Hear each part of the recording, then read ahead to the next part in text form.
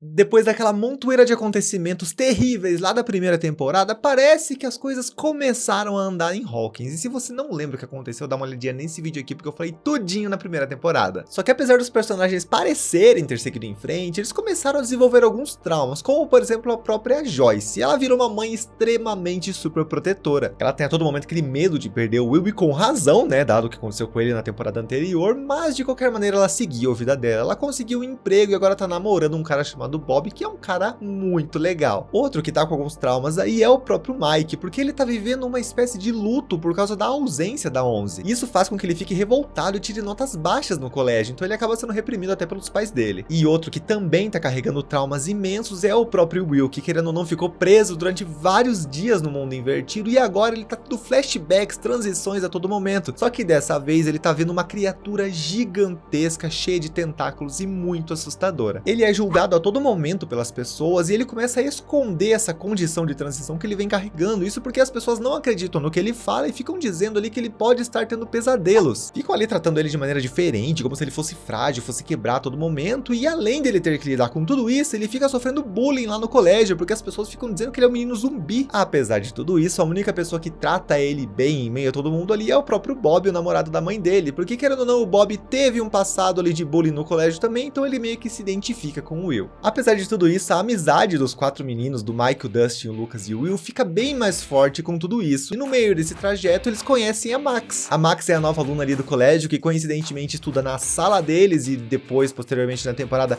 ela entra para o grupo de amigos deles também. E ela é uma guria totalmente brava, descolada, valentona e, se pá, é a minha personagem favorita da série como um todo. Ela é irmã do Billy. Pensa no boy lixo, meu Deus do céu, um abusador abusivo, mas o piá é lindo que dói. E isso faz com que ele seja sedutor e consiga ganhar as pessoas ali na lábia por causa da beleza dele. Inclusive, ele seduz até a mãe do Mike no final da temporada. E outra coisa pra dar mais raiva ainda desse piá é que ele é nitidamente racista, porque ele não quer de jeito nenhum que a Max chegue perto do Lucas. Mas apesar desses traumas correndo aí na mente dos personagens, tudo parece estar correndo muito normalmente ali em Hawkins, exceto no laboratório. O laboratório de Hawkins agora tá com uma nova diretoria, comandado pelo Dr. Sam, que diferente do Dr. Brenner, ele quer consertar a cagada que foi feita. Ele quer destruir o mundo invertido e para isso eles começam a estudar o Will, que como eu já comentei, tem agido estranho aí. E eles têm ciência de que aquela fenda pro mundo invertido que foi criada lá na primeira temporada tá cada vez maior. Tudo também parece correr normal na cidade, exceto pro Dustin, que encontra uma criatura bem peculiar, meio parecido com um girino, então ele começa a investigar que criatura possa ser essa, e pior, decide criar essa criatura como se fosse um bicho de estimação dele mesmo, tudo acontecendo ali na primeira temporada, ou melhor, no ano anterior. Só que o problema é que essa criatura tá crescendo muito rápido e oferecendo perigo ali pra eles, então em determinado ponto da história ele decide contar para os amigos o que é essa criatura,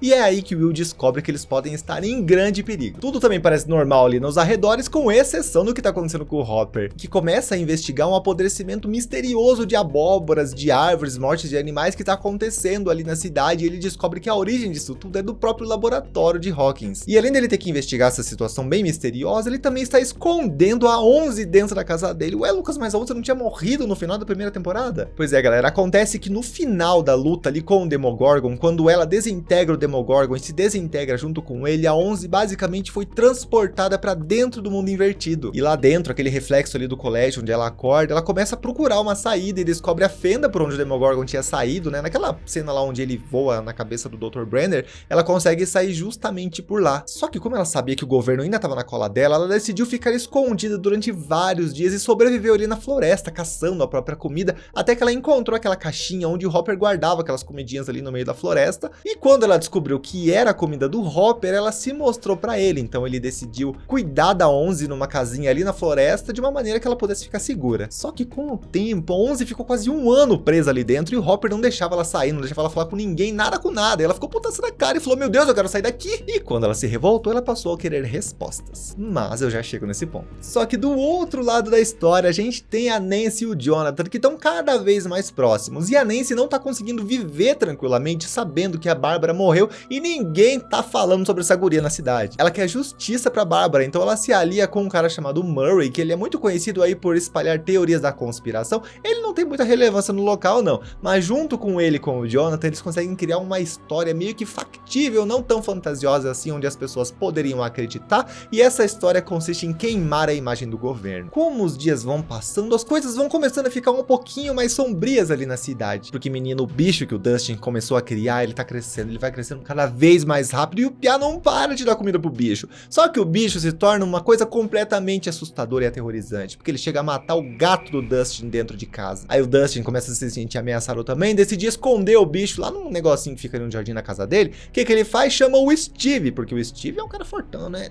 Ele chama o Steve pra matar o bicho. Só que o legal disso tudo, o Steve claro que não consegue, né? Porque o bicho foge, mas o legal disso tudo é que ali começa a se formar uma amizade muito bacana entre os dois. Outra coisa que começa a avançar também, meninas, são as visões que o Will tá tendo, que começam a ficar cada vez mais fortes e mais assustadoras. Só que todo mundo continua ali na cabeça do piá falando: para, garota, isso daí é um pesadelo. Porém, óbvio que a gente sabe que não é pesadelo, né? A Joyce até acredita no filho dela, só que é tarde demais, porque nesse ponto da história, o Bob tá lá conversando com o Will, falando que ele também tinha pesadelos na infância, e fala: olha, pra você curar esse pesadelo, você tem que chegar na frente do pesadelo e falar: sai daqui. Aí o que me ocorre? O Will aí tem uma transição pro mundo invertido, ele acredita realmente, piamente, que aquilo é um pesadelo, ele chega na frente daquele monstro gigantesco dos tentáculos na frente dele, chega pra ele e fala: sai daqui. Não dá certo, né, gente? O bicho entra inteiro dentro do Will, pela goela dele, é um monstro de fumaça gigantesco, mas entra inteiro dentro do Will, fazendo parte do Will a partir desse momento. E a partir desse momento, o Will começa a sentir os efeitos que o monstro sente também, tanto que o laboratório tá ali tentando destruir o mundo invertido, e tudo aquilo que tá acontecendo, aquela dor que o monstro sente, o Will sente também. O Will se torna então uma espécie de hospedeiro para essa sombra, que posteriormente é chamado de Devorador de Mentes, só que a partir do momento que a sombra tá dentro do Will, ele consegue ver o que a sombra está pensando e fazendo e percorrendo, só que por outro lado, a sombra também consegue ver tudo que o Will tá vendo e fazendo. Procurando aí uma maneira de despistar essa sombra, o Will começa a se comunicar por desenhos, então ele desenha uma série de túneis, rabisqueira ali por tudo quanto é canto, e descobrem que essa rabisqueira que ele tá fazendo é uma série de túneis que estão se desenvolvendo debaixo ali da cidade, como se o mundo invertido estivesse proliferando de uma maneira assustadora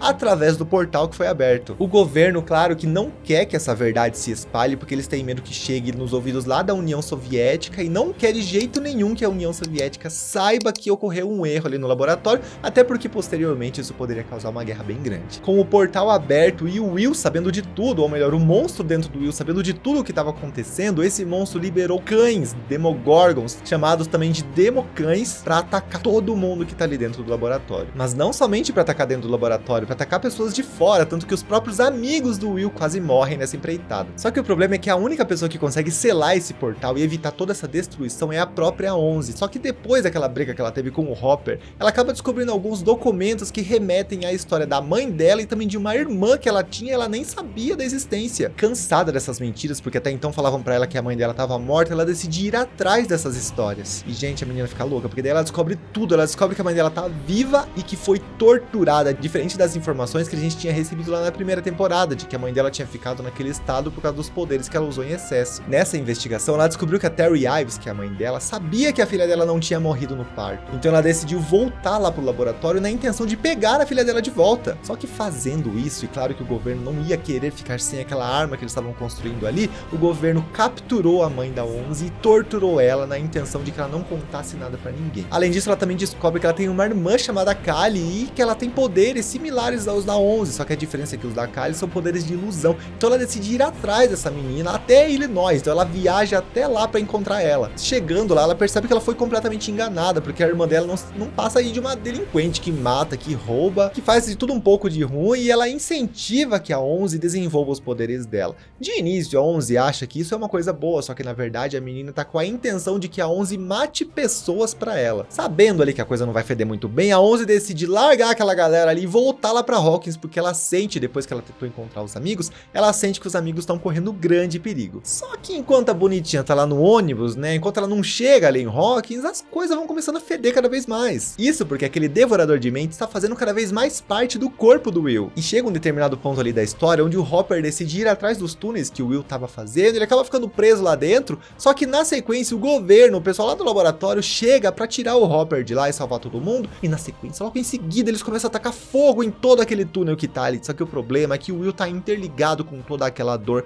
ele sente muita dor e começa a convulsionar. O laboratório, claro que não sabe o que tá acontecendo com o Will, a Joyce fica mais uma vez putaça na cara, porque gente, o que tá acontecendo com o filho dela, que dedo podre. E então os médicos começam a examinar o Will pra saber o que pode estar acontecendo com ele. O Will, então, nesse ponto da história, já está sendo completamente controlado por esse monstro, então ele arma uma emboscada ali pros cientistas e manda os cientistas todos lá pra dentro dos túneis, onde ele faz com que os Democães matem todos eles. Além disso, como o Will sabe todo mundo que tá ali dentro do laboratório, ele manda os cães atacarem também as pessoas de dentro do laboratório, independente de quem seja. E lembrando que ali dentro tá o Hopper, tá o Will, tá a Joyce, tá o Bob, tá o Dr. Sam, tem mais um monte de galera ali. Então o Mike faz o que? Dá a ideia de apagar o Will pra ele não ver nada que tá acontecendo. Enquanto isso, fora do laboratório, o Dustin, a Max, o Lucas e o Steve chegam ali na frente do laboratório, porque lembrando que eles estavam lá na floresta quase morrendo por causa dos bichos que tinha ido pra cima deles. E na sequência, a Nancy e o Jonathan também chegam logo na hora que a energia do laboratório cai. E lá dentro eles precisam sair de lá, só que sem energia não tem como. Então o que o Bob faz? O Bob decide tentar reconectar a energia do laboratório. E essa é uma sequência de cenas bem agonizante, porque sabe aquele suspense, aquela agonia que você fica? Meu Deus do céu! O fato é que ele consegue religar a energia, fazendo com que todo mundo ali que tava com ele conseguisse sair do laboratório.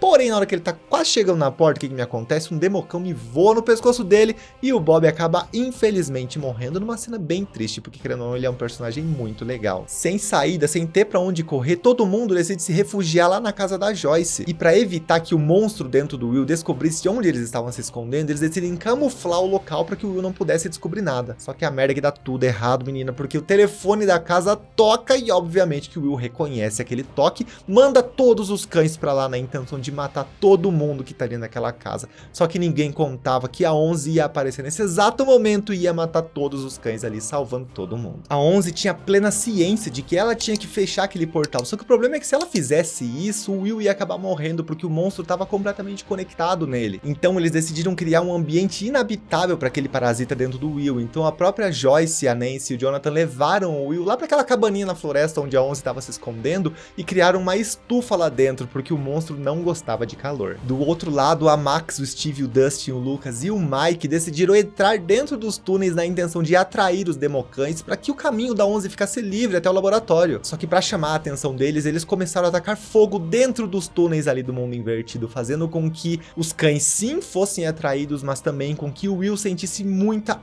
dor. O monstro das sombras dentro do Will começou a ficar extremamente desesperado porque ele estava quase morrendo dentro do Will até o momento que ele não aguentou mais e saiu de dentro do corpo do Will. O único problema disso é que o monstro saiu dentro do nosso mundo e não dentro do mundo invertido. Com o mundo invertido assustado, todos os cães decidiram ir atrás da 11 na intenção de acabar com ela, porque senão eles iam morrer por causa do portal que ela ia estar fechando. Eles começam a atacar tanto ela quanto o Hopper até o momento que a 11 concentra todas as suas forças ali naquele portal e ela consegue fechar o portal, prendendo uma criatura muito grande ali por trás. Com o portal fechado, toda e qualquer criatura que estava fora do mundo invertido morreu e tudo pareceu estar muito bem a partir de então. Um mês se passou depois desse episódio e tudo realmente parecia muito bem. O Hopper conseguiu uma certidão para que ele se tornasse o pai legal da 11 e o colégio fez um baile de inverno com cenas muito bonitinhas onde todo mundo fica amigo de todo mundo de volta e tudo parece estar muito bem, porém no nosso mundo superficial, porque no mundo invertido, aquela criatura, aquele devorador de mentes estava muito revoltado com o que tinha acontecido com ele. E se você quiser relembrar o que aconteceu na primeira temporada, eu vou deixar aqui embaixo um vídeo para você ver do ladinho de um outro vídeo legal que você talvez possa gostar. Não esquece do like se você curtiu esse vídeo, já se inscreve no canal e ativa o sininho e eu te vejo nos outros vídeos do canal, hein? Tchau!